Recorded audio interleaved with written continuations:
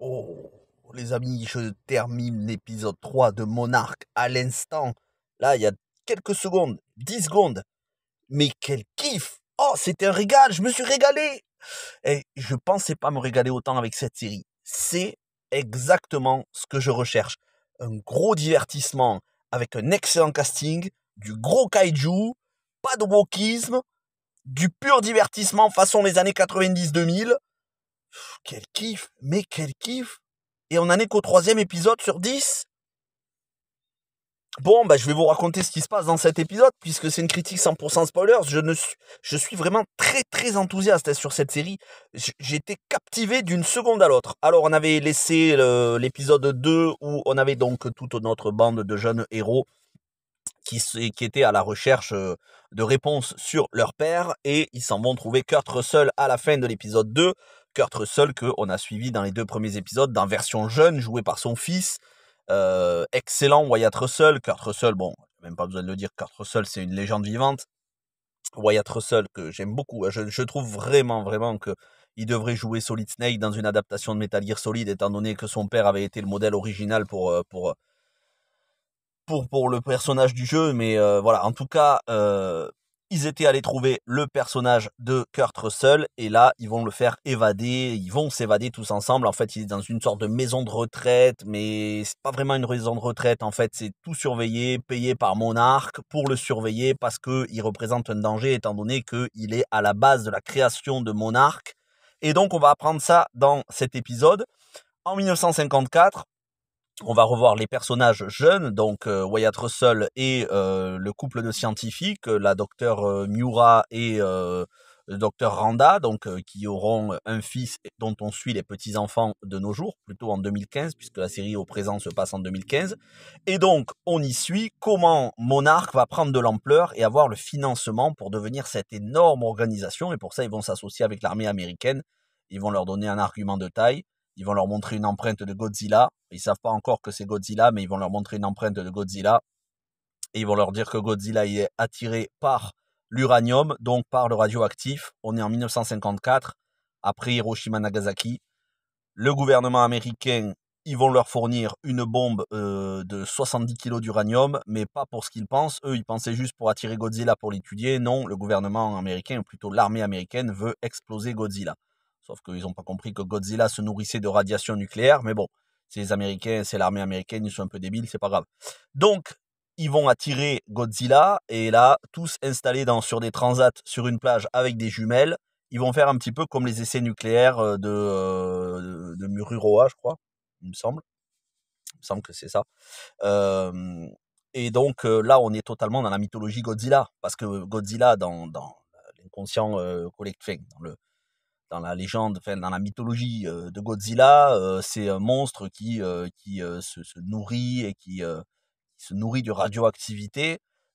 Et je crois, il me semble que c'est dans le film de Roland Emmerich, que certains n'aiment pas. Moi, j'aime beaucoup le film de Roland Emmerich. Dans le film de Roland Emmerich de 98, je crois qu'on voit au début des essais nucléaires. En gros, on nous dit que c'est des lézards qui ont muté à cause de la radioactivité. Bon, c'est pas vraiment ça. En réalité, Godzilla, c'est beaucoup plus que ça. Il y a eu tellement de films Godzilla d'ailleurs que je ne pourrais même pas tous vous les citer. Il y en a tellement. Et donc, ils ont fait un petit clin d'œil à ça. Ils font les essais nucléaires, donc au large de ces îles qu'il doit y avoir dans le Pacifique, je crois. Ils attirent Godzilla. Ils font péter la bombe. Tout le monde pense que Godzilla est mort. Nous, on sait qu'il n'est pas mort puisqu'il ressurgit dans le film de 2014. Et que le film de 2014 se passe un an après les événements du présent, puisque le présent se passe en 2015. Mais voilà, ils pensent avoir anéanti Godzilla, et donc l'armée va donner carte blanche à Monarch. Ils vont leur donner tout le financement nécessaire pour pouvoir faire des recherches, pour savoir s'il y a d'autres titans, ils appellent ça des titans, pour savoir s'il y en a d'autres comme ça.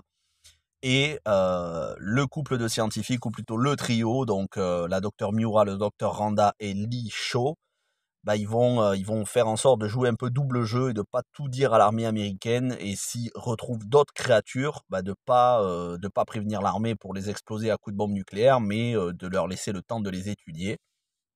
Donc tous les trois, ils vont être dans voilà, ils vont être dans le secret tous les trois, tout en percevant financement de l'armée américaine. Et on comprend dans le présent que la situation, les commandes leur ont échappé et que l'armée américaine a pris le contrôle total de Monarch et ils essayent de faire... ils sont plus là du tout pour étudier seulement, ils essayent d'en faire une arme. Voilà, tout ce qu'on connaît de Monarch dans les films. C'est intéressant aussi parce que on a un petit clin d'œil, étant donné que la série est 100% canon, hein, c'est le même design que le Godzilla de 2014 de Gareth Edwards, elle est 100% canon avec les films. Hein. Elle s'inscrit, hein, c'est une pièce qui complète le puzzle des films. On a une mention au docteur Serizawa. Il me semble que le docteur Serizawa, c'est qui était joué par Ken Watanabe dans les 2 films, Godzilla et Godzilla King of Monsters de 2019, je crois. Je me souviens plus quand est-ce qu'il est sorti le Godzilla 2. Je crois que c'est en 2019. Que pas beaucoup de monde a aimé, que j'ai adoré. J'ai pas compris pourquoi le film s'était fait autant défoncer, mais bon. Donc voilà, on a des petits clins d'œil comme ça. Dans le passé, donc cette séquence assez impressionnante avec Godzilla qui sort de l'eau, explosion nucléaire, je pense qu'ils auraient dû faire un petit peu mieux quand même au niveau des effets spéciaux parce que là on sent qu'il y a du fond vert au niveau des explosions nucléaires, voilà le souffle, bon tu vois que c'est fait par ordinateur quand même, mais malgré tout on est sur une série et on a déjà vu des films au cinéma bien moins bien que ça.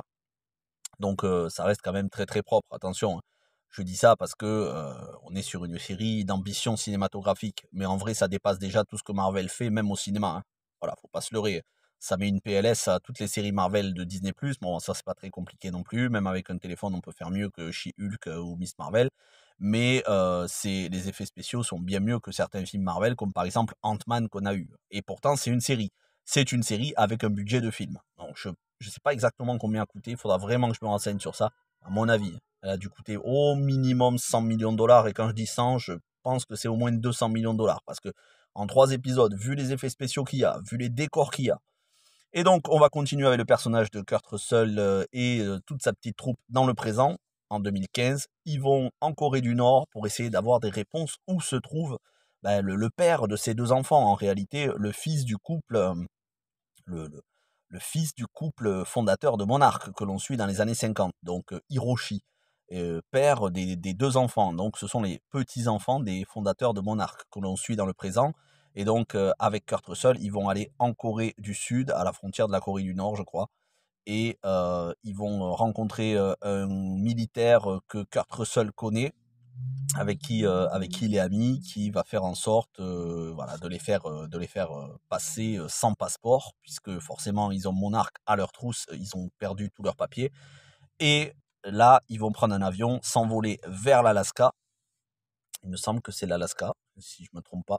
En tout cas, ils vont atterrir dans des montagnes enneigées, et là, fin de l'épisode, ils s'aperçoivent que le père des 2 enfants, donc le fils des fondateurs de Monarch n'est pas mort dans le crash de l'avion dans lequel il a disparu, qu'il a installé une tente avec tous les équipements, il n'est pas sur place, mais plus grave encore, ils s'aperçoivent qu'il y a une autre créature, un autre kaiju, et on finit sur ça, l'attaque d'un autre kaiju qu'on n'avait jamais vu celui-là dans les films, qui est une espèce de bestiace qu'on a pu voir qui ressemble à des gros monstres de RPG façon Final Fantasy, voilà ce genre une espèce de gros monstre qui a un souffle glacial et qui peut cryogéniser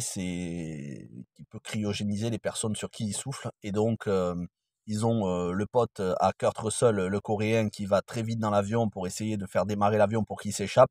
Malheureusement, il se retrouve face au monstre qui se fait avec son souffle glacial qui souffle sur l'appareil, qui congèle l'appareil et qui congèle le coréen, qui explose l'appareil. Et donc eux, ils se retrouvent à la fin de l'épisode face à face avec ce monstre qui a des tentacules qui lui sortent de la gueule, qui a un souffle mortel. Ils se retrouvent donc tous les 4, à savoir Kurt Russell, les 2 enfants et la copine hackeuse. Et donc la suite au prochain épisode. Je me suis régalé du début à la fin. C'est propre au niveau de la réalisation. Il y a plein de décors différents, notamment sur un gros cargo qui est dans le Pacifique. Ils sont dans des voitures sur un gros cargo. On a les séquences dans le passé sur des îles avec explosion nucléaire, décors paradisiaques de plage. Ensuite, on est dans des montagnes en Alaska un petit peu le même genre de décor que dans le film Les Survivants, pour ceux qui connaissent, ou même La Montagne entre nous avec Idris Elba et Kate Winslet.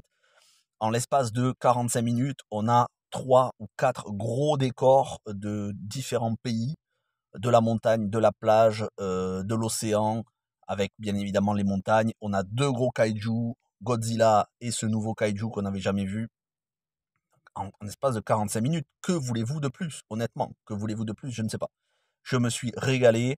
L'humour à la Kurt Russell, et puis des très très bonnes transitions qui sont faites entre le passé et le présent. C'est assez fluide dans la narration, c'est très fluide. On n'est pas du tout perdu.